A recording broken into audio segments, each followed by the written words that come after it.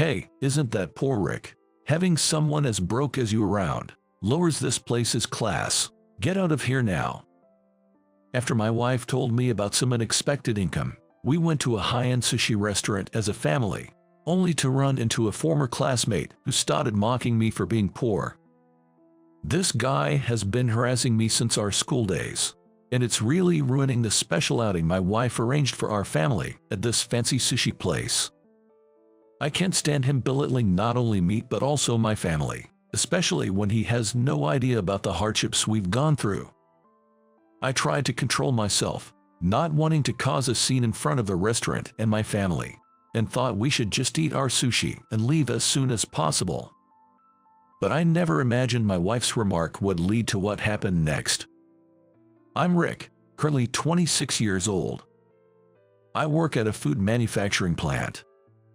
I married my wife, Mia, 3 years ago. We were blessed with a child soon after, and our daughter is now 3 years old. Mia and I met in a badminton club at our university.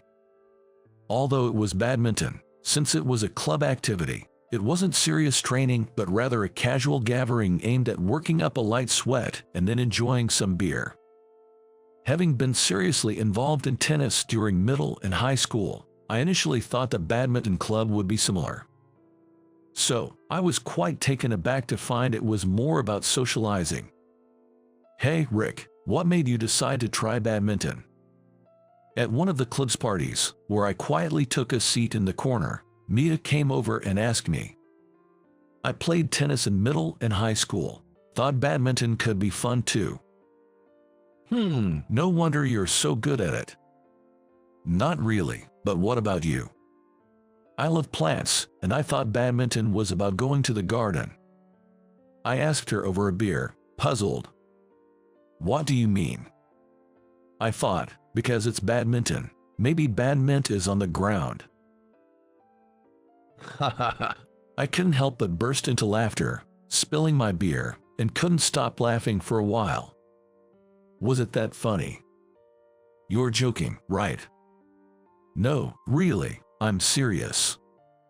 Whether that story was true or just a joke to break the ice, I never found out. But that conversation was the start of Mia and I getting along and eventually dating. I was drawn to Mia's outgoing and sociable nature. Later, Mia told me she liked me because I seemed quiet but kind. We were quite different, but perhaps that's what drew us to each other. We got married right after graduating from university. This is really hard for me to say, but one day, Mia started a conversation with me very formally. What's up? You're being very formal. I don't want to work. I couldn't believe my ears. What? You want to be a homemaker? Oh, no, it's not like that. Mia cleared her throat and apologized. It's just that there's something I really want to focus on, so I won't be able to work or do household chores. I'm sorry. Is that what it is? Please don't abandon me. I won't abandon you. I smiled. If Mia was this serious, it must be something important. I don't fully understand what you mean, but you should pursue it without any regrets. Rick, thank you. Mia's face was a mess, streaked with tears and a runny nose. Since then, I've been working at the factory while also managing the household chores and child care. Honestly, it was very tough. While I could manage the household chores, it was often necessary to leave the factory for my child's medical checkups and vaccinations, which happened quite frequently. I had explained the situation to our factory manager, Mr. Johnson, in advance and got his approval, but as a result, my salary was reduced, and our household finances became tighter. One day, I went shopping with my daughter. She had grown a bit and was at the age where various desires were emerging. Daddy, let's go to the amusement park, my daughter suggested. She had been asking for a while, but honestly, I was too caught up in household chores, and we didn't have the time or the money. It's a bit difficult for us to go there today. Why don't we go another time? I replied. Come on, You don't even have the money to take your kid to an amusement park. What a poor man." A man sneered as he walked by. It was Kevin Harris, a former classmate and fellow member of tennis club in our high school. "I can take you to the amusement park. How about that, huh?" Kevin spoke to my daughter, but she got scared and hid behind me. "Long time no see, Kevin." "Rick, you seem to be struggling, wearing those worn-out clothes." "Well, you seem to be doing well, which is good." Kevin's lips twisted into a scornful smile. "What a dull guy. Well, enjoy your bottom-of-the-barrel life." Kevin walked away. His words pierced deep into my heart, but there was nothing I could do about it. The difficult times continued for another year and a half. However, one day, Mila unexpectedly brought something up. We were having a soup full of vegetables for dinner.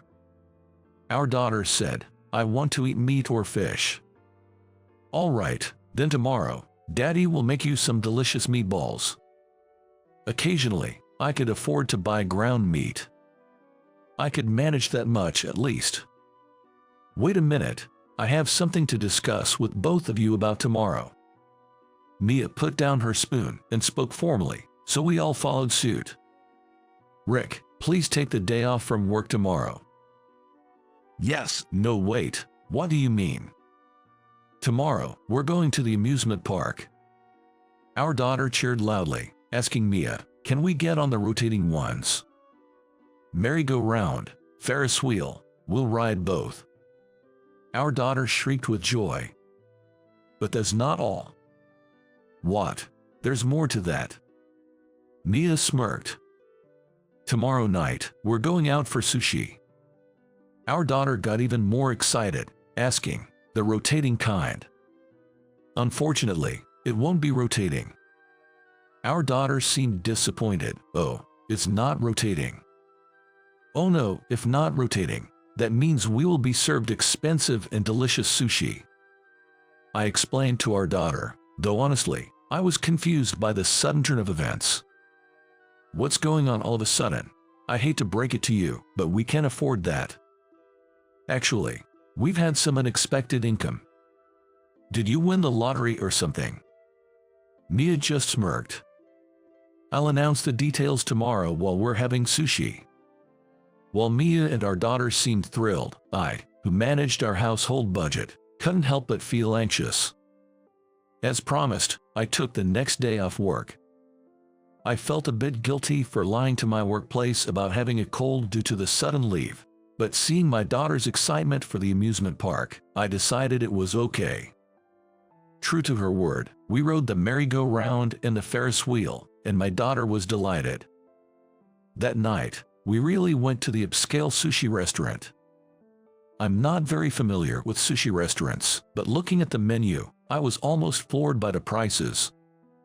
If Mia's unexpected income turns out to be a fabrication, our only way out would be either to dine and dash or to wash dishes to pay the bill. With these thoughts, I couldn't really appreciate the sushi we were having. When we had eaten a fair bit, 2 customers came in and took seats at the counter. "Chef, we'll have 2 specialty courses for the day, please." Looking closer, one of them was Kevin. Running into him again, I really must be out of luck. In high school, Kevin always teased me. It was frustrating, but since Kevin had better grades and was more active in sports, I couldn't talk back. Fortunately, he didn't seem to notice I was there. I'll try to keep a low profile and avoid being noticed. Just as I thought that, my daughter said, "Daddy, this is delicious," which made Kevin turn around and notice us. "Oh, isn't that poor Rick?" "What a coincidence." "Well, someone you know." Kevin handed me his business card and a sample of a beauty serum. "Very pleased to meet you, ma'am. This is what I do." The business card featured the company name and the words Chief Executive Officer. "Well, so you're the CEO. My company deals in cosmetics and beauty equipment. Please keep us in mind." "That outfit, it's a high-end brand, right? You must be quite wealthy." Kevin sneered. I started my own business in college, so I do have a fair amount of money. Your clothes seem quite worn. It must be tough having a husband with a modest income. Mr. Harris, you might want to stop there. It's getting a bit rude. The man sitting next to Kevin was Tyler, another high school classmate. Tyler, long time no see. Hey, how are you? Tyler is so brilliant that he works as my right-hand man. Poor Rick is just a small cog in the machinery of some factory, right? I'm saying, stop it. Chef, please prepare some sushi of premium tuna for this family. It seems they've stretched their budget to come here today. Just look at those clothes covered in pilling. It's heartbreaking. As a CEO, it's only right to give back to the common people. Enjoy quickly and then head back, you poor souls. Suddenly, Mia slammed the table and stood up with a smile at Kevin. Wow, thank you so much. I've never had premium tuna before, so this is really exciting for a commoner like me. Well, excuse me, I'll just go touch up my makeup. I knew that Mia was truly angry. Oh, by the way, you might want to search online with Mia Channel and Beauty Serum. With a firm tone, Mia whispered to Kevin and then disappeared into the bathroom. Kevin was taken aback and didn't move, but Tyler searched on his phone and showed it to Kevin. I also did a search and found a YouTube video. Playing the video, Mia appeared. Hi, Mia Channel here. Today, I'd like to introduce my favorite beauty serum. I recognized the logo of the serum that Mia was promoting. It was the same as the sample Kevin had just given her. Wait, is your wife a YouTuber? Sounds like it. Moreover, the view count was incredibly high. I couldn't grasp what was happening. Believe it or not, I'm a YouTuber with 1 million subscribers. Mia returned from the bathroom. The serum sample from earlier, I thought it looked familiar. Turns out, it was the one I introduced on behalf of your company. Oh yes, I was informed that we were using YouTubers for promotion. So, it turns out that 80% of our company's sales are due to the advertising by influencers from Mia's agency. Mia frowned. And I made a call to the agency earlier. I told them not to take any more requests from your company because of the bad vibes. The higher-ups agreed with me. Oh my, that's really bad. Kevin was clearly rattled. Rick, happy birthday. Huh? Surprise. It's still 2 weeks away, but thanks. Honestly, it was quite thrilling to see Kevin so flustered. How did a guy like you manage to marry a famous YouTuber? Kevin pressed me for an answer. Well, I didn't even know. That's because Mia explained the whole story. Her journey as a YouTuber started from the day she said she didn't want to work. It apparently took over a year before her view count started to grow. It's all thanks to Rick. Mia held my hand. Because Rick took care of work, household chores, and child care, I could focus on being a YouTuber. I'm truly grateful to him. Kevin was speechless. You know, Tyler addressed Kevin. Do you remember when you made the select team for the last high school tournament? Yeah, I was almost dropped because of an injury, but somehow made it into the team. That was thanks to Rick. What do you mean? Rick was already set for the select team, and he went straight to Coach Miller to speak up on your behalf, saying that you were needed. Kevin looked at me. Is that true? Well, we did need you. You're competitive and hardworking. Without you, we'd have been knocked out in the qualifiers. And Tyler, how do you know about this? Just happened to pass by. Oh, okay. Kevin apologized to me. I was repaying your support with ingratitude without even knowing it. I'm sorry. I hope you can forgive me. As long as you understand, it's fine. Well, my company might go under now, so I guess this is what I get for my past actions. No worries, that's all right. It was a lie. What? The part about calling the agency was a lie. There's no way a single word from me could sway the office to that extent, right? Tyler laughed as Kevin stood dumbfounded. Tyler, you knew, didn't you? A little thought would have made it clear. It's your fault for being deceived. I knew it was Rick's classmate's company from the start because he told me before. But anyway, it's good that you apologize properly. Please continue to be good friends with Rick, okay? We spent the rest of our time at the restaurant reminiscing and having a good time. After a while, as Mia's work stabilized and she had more free time, our lives also began to change for the better. We moved into a 2-story house, allowing us to lead a more comfortable and affluent life. With the newfound financial stability, I also found it time to start playing soccer again, but this time as an adult in a local league. Kevin joined the same team, and now we sweat it out on the field together every month. After the games, we often say we're just going out to rehydrate, but we end up at a bar, enjoying each other's company. Currently, I find joy in every day.